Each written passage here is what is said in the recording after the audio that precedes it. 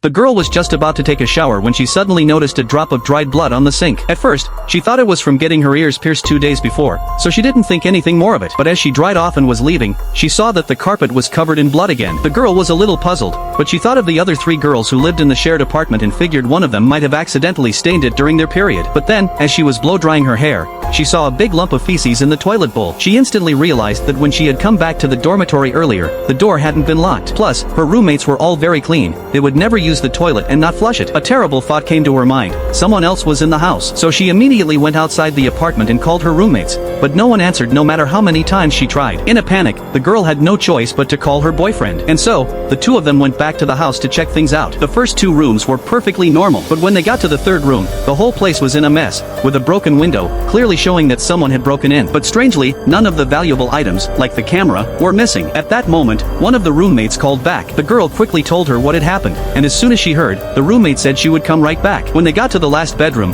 they found that the door was locked from the inside, and they couldn't get through even after calling. Peering through the keyhole, they could see the roommate's backpack, which meant she was inside. The boyfriend immediately tried to shoulder his way through the door, but it was unusually sturdy and didn't budge after several attempts. What was even more eerie was that the feces in the toilet had vanished. It was clear that after the girl had left, someone had quietly flushed away the evidence. Just after they had called the police, they looked up to see 2 officers approaching them. After talking to them, they found out that the officers were postal police who had come because they had found a phone, and the owner of the phone was the last roommate who couldn't open the door. The boyfriend immediately recounted the strange events, but the officers said that theft was not within their jurisdiction. After much pleading, the 2 officers finally agreed to go inside and take a look. In a short while, one of the roommates arrived with a friend, but everyone knew that the last roommate would never lock her room, so they immediately sensed something was wrong. The friend forced the door open. Everyone was stunned by the sight before them. The police quickly sealed off the entire scene. The roommate was completely broken down emotionally, crying so hard that she could barely stand. But the girl, on the other hand, remained unusually calm and even kissed her boyfriend. This ill-timed scene was captured by a journalist on the scene and seen by the police chief in charge of the case. Subsequently,